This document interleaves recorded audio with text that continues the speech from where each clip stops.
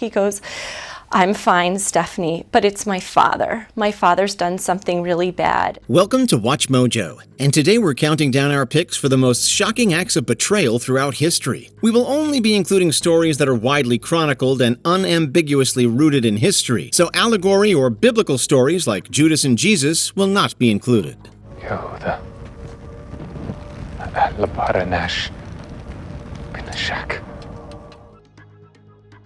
Number 10, the Romanovs. I wish to add one thing more. I shall abdicate for myself, and also for my son. But, Your Majesty, the Duma thought that everyone expected that your son would... May I know the reasons?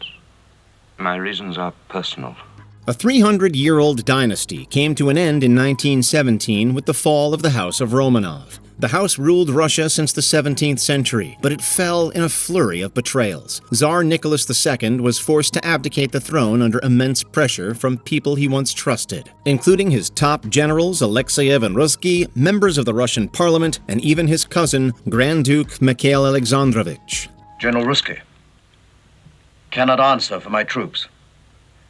I implore His Majesty to abdicate.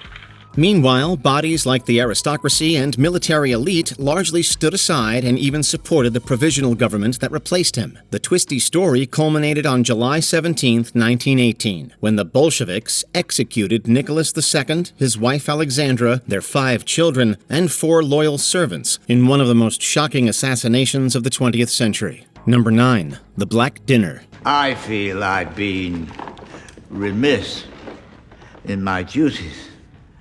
I've given you meat and wine and music, but I haven't shown you the hospitality you deserve. On November 24, 1440, William Douglas, the 6th Earl of Douglas, and his younger brother David were invited to Edinburgh Castle for a banquet. The brothers were among the most powerful noblemen in Scotland, even rivaling the power of the young king, 10-year-old James II. The dinner was, ostensibly, a gesture of goodwill and reconciliation by the Scottish Regency Council, but it was really just a political power play. Lord Walter! Lord Walter, enough! Let it end! Please. The Douglas brothers were seized during dinner, subjected to a mock trial, and then immediately beheaded in the castle courtyard. Killing guests at your own table was considered not only a major political crime, but a moral outrage. Sound familiar? Yup, George R.R. Martin later used this story as an inspiration for the Red Wedding. Mother, the Lannisters send their regards. Number 8, the Moors Murderers. And the next and most interesting thing about this death, and the thing that actually stops the whole cycle of killing, is that Ian told Myra to go and fetch David Smith. Between 1963 and 1965, couple Ian Brady and Mira Hindley committed the Moors murders, killing 5 young individuals and dumping their bodies in England's Saddleworth Moor. And it would have continued if it wasn't for Hindley's brother-in-law, David Smith. Ian Brady was close to Smith, and on October 6, 1965, Brady invited him to witness the murder of Edward Evans. Myra went and brought David Smith and brought him back to the house, whereupon Edward Evans was murdered in a very, very brutal fashion. He was much bigger, it was much harder to kill him, there was blood everywhere, it was a very, very nasty death. Smith watched Brady bludgeon him to death with a hatchet, and while he was horrified, he pretended to go along with Brady out of fear. He helped wrap Evans in plastic, then promised to return the next morning to take the body to Saddleworth Moor. Instead, he called the police, and they soon arrested Brady and Hindley. They both received life sentences. Brady had been grooming Myra's brother-in-law for several months and was confident he could trust the 17-year-old to not only keep a secret, but also to become actively involved in their murderous plans. But Brady miscalculated David. Number 7, the Rosenbergs. Julius and Ethel Rosenberg went to the electric chair for stealing the secret of the atom bomb for the Soviet Union. The star witness for the prosecution was David Greenglass, who happened to be Ethel Rosenberg's brother. Julius Rosenberg worked as an engineer for the U.S. Army Signal Corps, and his wife Ethel was a former secretary. Both were committed communists and secret spies working for the Soviet Union, although many have questioned Ethel's involvement. Ethel's brother David Greenglass was a machinist at the Los Alamos laboratory and was recruited by Julius to provide information about the atom bomb, supposedly so he could send the information to the Soviet Union. At their trial, he described an evening he and his wife Ruth spent at the Rosenbergs' New York apartment in 1945.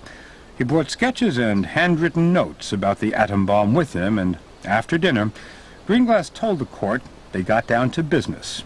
But in 1950, under pressure from the FBI investigators, Greenglass confessed to spying and agreed to testify against his sister and brother-in-law in exchange for a lighter sentence. His testimony resulted in a guilty conviction for the Rosenbergs, and they became the first American citizens to be executed for espionage. How do you think history will remember you?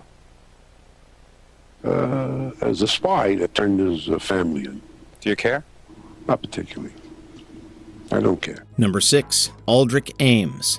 Such was his importance to London and Washington that he met President Reagan and was personally debriefed several times by Vice President Dan Quayle.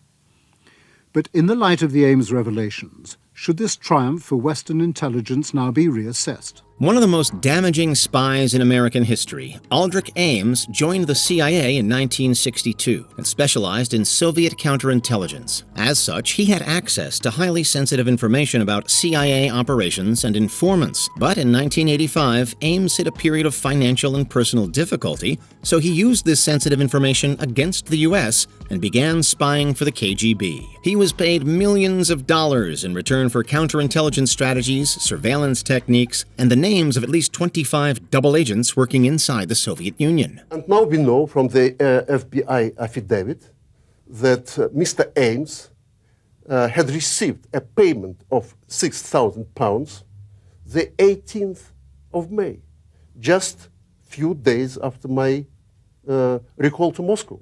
Many of these spies were then arrested and executed. After an extensive investigation, Ames was arrested on February 21, 1994, and sentenced to life in prison, his work having significantly compromised national security. For 9 years now, for nearly 9 years, I've been guessing who was the man, who was the source who had betrayed me. And I didn't know any answer. And now I'm pretty certain that it was him. Number 5. Richard III. And yet I run before my horse to market. Clarence still breathes. Edward still lives. After Edward IV died in April 1483, his son Edward V became king, albeit very briefly. What followed was one of the most notorious power plays in English history. Edward's uncle, Richard III, was named Lord Protector to rule until the young king came of age. Instead, Richard placed Edward and his brother, Richard of Shrewsbury, in the Tower of London, ostensibly for their protection.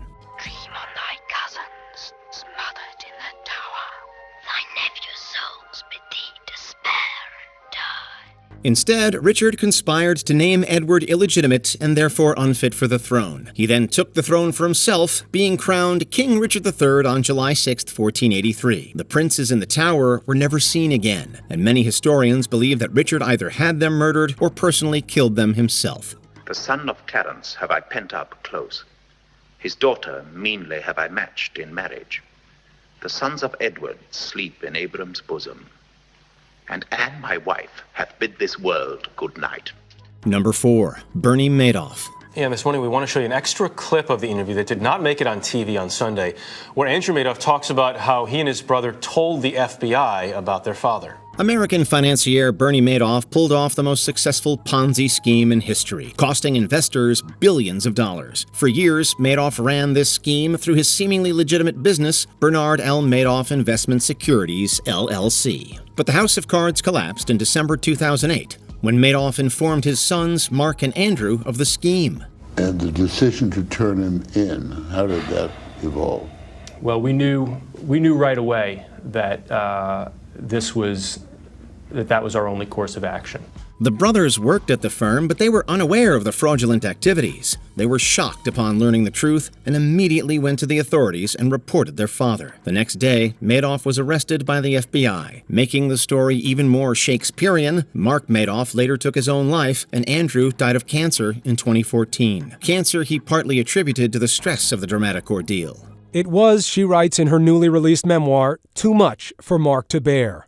On the 2-year anniversary of Bernie's arrest, while at Disney World with her daughter and mother, Stephanie learns her husband hanged himself in their apartment.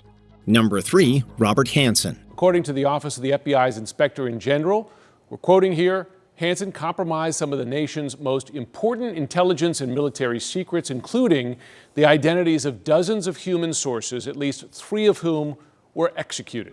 Arguably the worst Cold War spy, the Department of Justice called the work of Robert Hansen, quote, possibly the worst intelligence disaster in U.S. history. Hansen's spying lasted over 20 years, spanning from 1979 to 2001. In that time, he compromised intelligence operations, revealed the identities of double agents, and turned over thousands of classified documents, all for Rolex watches and about $1.4 million in cash. This interagency group sat there looking at a fingerprint that was uncovered from a so-called dead drop.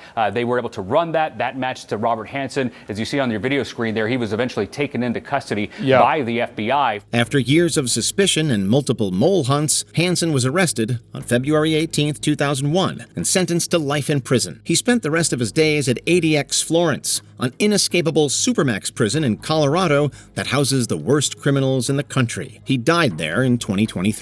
The FBI once called him the most damaging spy in Bureau history. And today, convicted former agent Robert Hansen has died in a federal prison. Number 2, Benedict Arnold. In 1779, Benedict Arnold is a famed hero of the American Revolution. But a month after marrying 18-year-old Peggy Shippen, Arnold begins to plot treason. Born in 1741, Benedict Arnold was originally a hero of the Revolutionary War. However, he felt unrecognized and underappreciated, often being passed over for important promotions. By 1779, Arnold was deeply disillusioned with the American cause and began conspiring with the enemy, even offering to surrender West Point, a major American stronghold, to the British Army. Stunningly, the plot was hatched by West Point's commander and the war's greatest hero, General Benedict Arnold. When that specific plot failed, Arnold's deception was uncovered and he fled, becoming a brigadier general in the British Army. With them, Arnold commanded raids against the American forces he once led and burned various cities to the ground. His name became synonymous with treason and betrayal in his native America, but Arnold never faced justice. He retired to London after the war and died there in 1801. General George Washington and his senior aides, including Alexander Hamilton, are in a state of shock. Before them are captured documents that reveal the most notorious act of treason in American history. Before we continue, be sure to subscribe to our channel and ring the bell to get notified about our latest videos.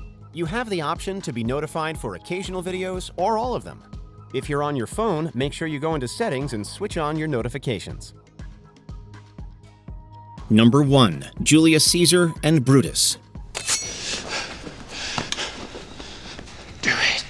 Et tu, Brute? You all know the line. It's become synonymous with betrayal, the most succinct manner of conveying the pain and surprise that comes with it. It stems from the assassination of Julius Caesar. Brutus was a Roman senator known for his intense commitment to the ideals of the Roman Republic. Meanwhile, Julius Caesar had amassed incredible power, and many senators feared that he had aimed to become a monarch, thereby betraying the political values of the Republic. What are you waiting for? Now! Now! Now! So they betrayed Caesar and stabbed him to death in the Curia of Pompeii, with Caesar supposedly uttering, "You too, child?" after seeing Brutus among them. Brutus has remained a cultural symbol of moral conflict, torn between loyalty to a friend and duty to his country. Et tu, Brute! Do you know of any other shocking betrayals? Let us know in the comments below. And fall, Caesar.